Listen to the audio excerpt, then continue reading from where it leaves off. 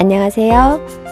쪽살이 치유를 위한 온살이 요가 겸 지도 김광백 님께서 지으신 책 일부분입니다.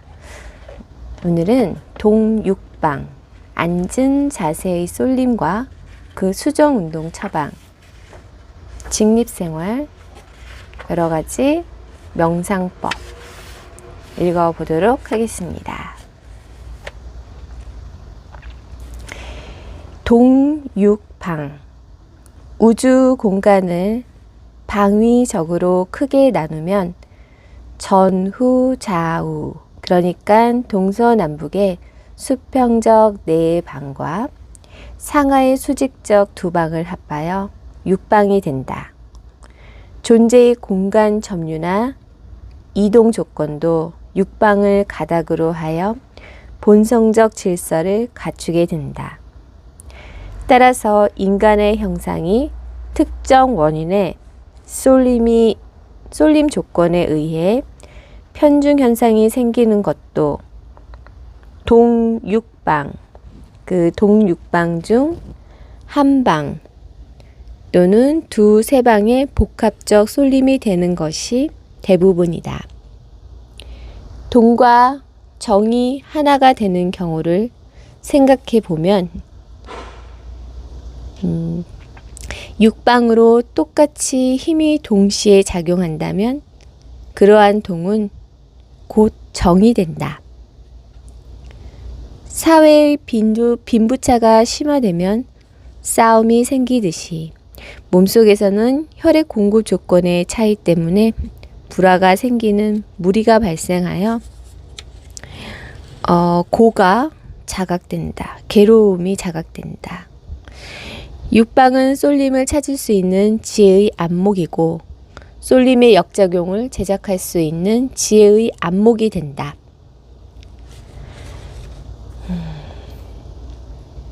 자, 그럼 그 동육방을 앉은 자세의 쏠림에서 그 수종운동 처방법 원리를 한번 이해해 보도록 하겠습니다.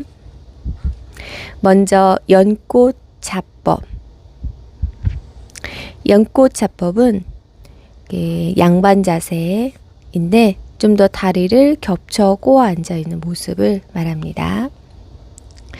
그 연꽃 자법의 여러 가지 자세적 쏠림을 분석해 보면 다음과 같다. 발바닥이 위를 향한다.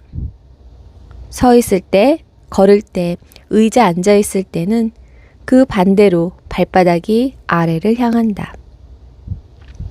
따라서 발바닥이 아래로 향함이 너무 많아서 생기는 발의 피로는 연꽃 자법이나 무릎 꿇고 앉기, 엎드려 눕기, 등 대고 누워서 다리를 수직으로 올리기와 같은 모습을 통해서 해소시키는 것이 가장 합리적이고 쉽다.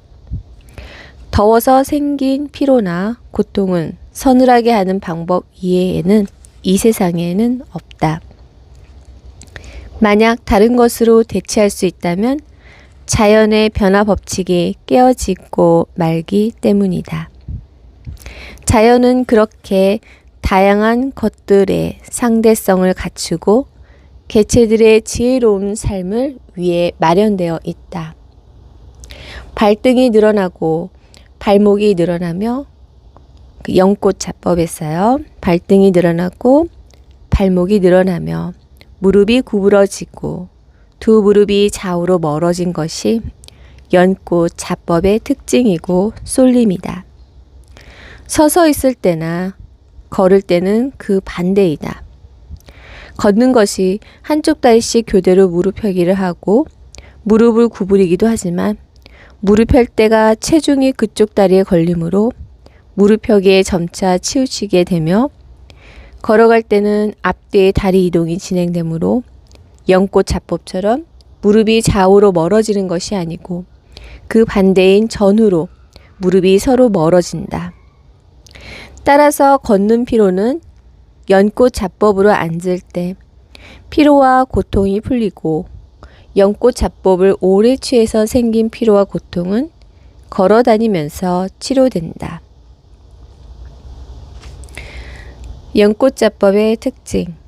엉덩이 근육이 늘어나고 허리가 앞으로 구부린 듯 휘어지며 두 팔은 손바닥을 위로 향하고 앞쪽에 무릎이 무릎 위에 올려놓으며 눈을 감는다. 서서 걸어 다닐 때는 엉덩이가 수축이 되고 허리가 후울대며 두 팔은 앞뒤로 이동하지만 뒤로 이동이 더 강하여 걸을 때 두 팔은 뒤로 쏠림으로 가슴이 펴지고 등도 펴져 곧은 척추가 된다. 그래서 서서 걷는 행동을 크게 하는 사생관도들은 등펴기가 훨씬 발달한다. 걷는 것은 손바닥이 뒤에서 보이도록 사용하므로 손바닥을 아래로 내린 모습과 같은데 연법자법에서 그 반대를 행한 것이다. 그리고 걷기는 눈을 뜨고 한다. 네. 이번에는 직립생활 자세의 쏠림과 그 수정 원리에 대해서 읽어보겠습니다. 몸속의 혈액과 기타 체액, 각종 내부 기관들, 척추의 각 마디들이 모두 중력에 순응하여 아래쪽으로 밀려 내려간다. 따라서 직립 동물만에 나타나는 장애가 뇌 빈혈과 하체 울혈, 위하수, 탈장, 타랑, 치질, 요실금, 자궁 전우굴, 대하, 고환 주변의 습함, 콩팥의 위치 하향으로 인한 기능 장애, 얼굴에 눈꺼풀이 처져 내려오기, 볼이 처져 내려오기, 엉덩이 근육의 처짐 등이 생기고 목 디스크와 허리 디스크 장애, 무릎 밀착 장애, 발목 밀착 경직 장애, 발 주변 뼈와 무릎 및 고관절 등의 위치 이상이 유발된다. 사람이 누워서 잠을 자는 것이 서서 자는 것보다 유리한 것은 수직에 쏠린 심신 조건을 수평으로 눕히는 피로 회복 전환이 이루어지기 때문이다. 아침에 일어나게 되는 것도 수평 조건에서는 수직과 반대되는 쏠림의 피로가 자각될 수 있기 때문이다. 따라서 아침 운동은 서서 걷고 뛰면서 공간 이동이 유리하고 저녁에나 오후 늦게는 걷는 운동보다는 앉거나 누워서 또는 엎드리거나 도립으로 운동하는 것이 유리함이 자연의 생명 법칙이고 균형 유지적 자연 치유력이다. 직립 활동 중에는 복직 근육이 다리 쓰임에 동원되므로 가슴으로 숨을 쉬는 흉식 호흡, 마시는 숨과 내쉬는 숨의 비율이 1대 2. 죄송합니다. 그 흉식 호흡은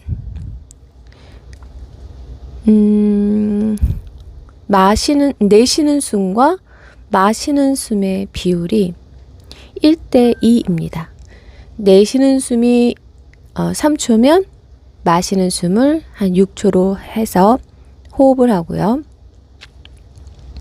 앉아있거나 누워서 하는 복식 호흡에서는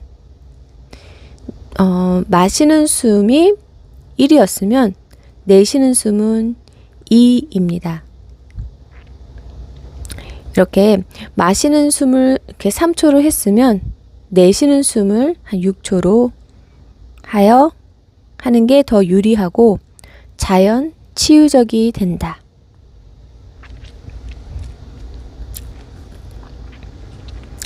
찬물과 따뜻한 물의 사용도 아침과 저녁에 달리 사용해야 자연 치유적이 된다.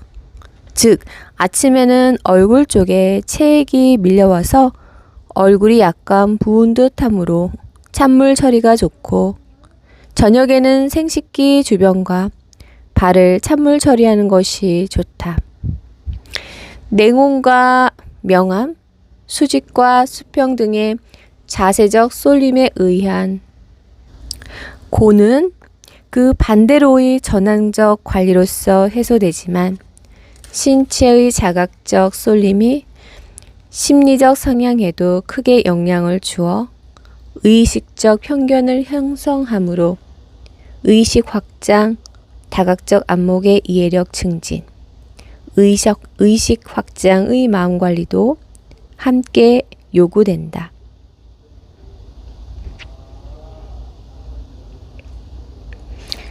네, 직립 쏠림과 직립의 심리적 쏠림에 대한 명상 처방. 직립 자세의 쏠림이 조성된 삶의 방식에서는 이기적이고 차별을 아는 것에 치우치게 되어 공통적이고 무사한 정신 기반이 약화된다. 왜냐하면 밤에 불을 밝히고 생활하는 현대인은 앉아 있거나 서 있는 일, 즉 척추를 수직으로 두고 있는 시간이 너무 많아 긴장이 되고 밝은 조건에 치우쳐 교감신경의 흥분이 높아지며 체질의 산성적 쏠림이 심화되기 쉽다. 척추를 직립시키는 동안은 눈을 뜨고 활동하므로 모든 주변 것들의 모양에 있어서 서로 다른 차별을 아는 능력이 높아진다. 이러한 성향은 점차 차별을 통한 행복 추구의 개념에 빠지고 서로 같은 공통점이 있음을 소홀히 하게 된다.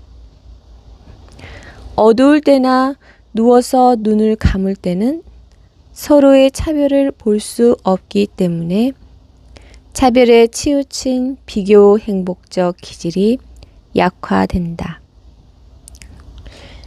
일찍부터 잠을 충분히 자는 것은 최고의 생활 처방이고 자연 치유력을 강화시키는 길이다. 밝은 조건의 직립적 성향에 치우쳐 비교 행복에 물들면 조금은 서로 다르게 그리고 상대보다는 좀 더 넓고 높게 고가 품목으로 삶을 꾸미려는 비교 사고가 심화되고 1등을 최고로 아는 편견에 빠진다. 먼저 가면 먼저 사라질 수도 있는 것이다. 대기만성이란 말도 있는 것을 생각하지 못하고 빠른 것이 좋은 것으로 생각한다면 많은 종류의 번뇌에 빠진다. 비교 행복 추구자는 사촌이 집을 사면 배가 아프게 된다.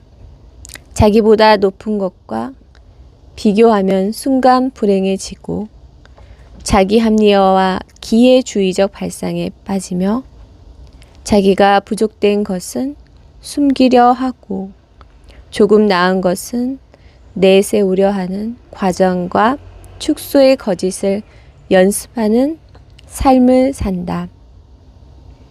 누구도 긍정적으로 바라보지 못하고 남을 비판하려다 도리어 비판받는 그리고 서로 믿음이 없는 풍조가 사회를 깊게 물들이게 된 것이 현대의 병리 현상이다. 순수한 이해의 길에서 서로 믿고 긍정적으로 축복해 주고 진실하며 고락과 성패를 통해서 새롭게 나아갈 길을 깨치는 기쁨을 추구하는 의식 전환이 요구된다. 비교 행복과 순수 행복의 균형적 조화를 위해 순수 이해를 통한 순수 행복 추구의 기질을 높여야 한다. 주변 머리와 소걸 머리를 바르게 갖추어가면 표상적 상황의 차별심으로부터 공통의 깊은 가치로 나아갈 수 있다. 네, 대응 명상법.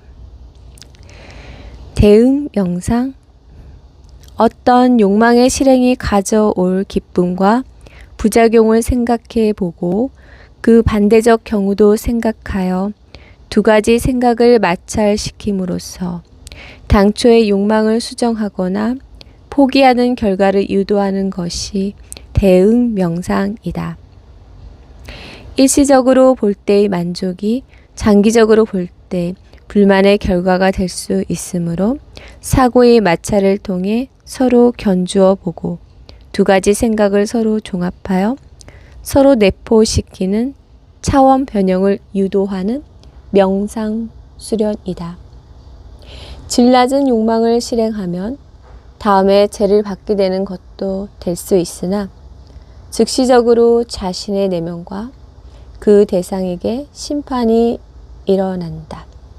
자신의 마음이 긴장이 되고 피로가 생기며 뇌에서 노르아드레날린 호르몬이 분비되어 노화가 촉진되며 질 높은 갈망의 착한 일을 하면 뇌에서 베타 엔돌핀이 분비되어 생명이 약동하게 된다.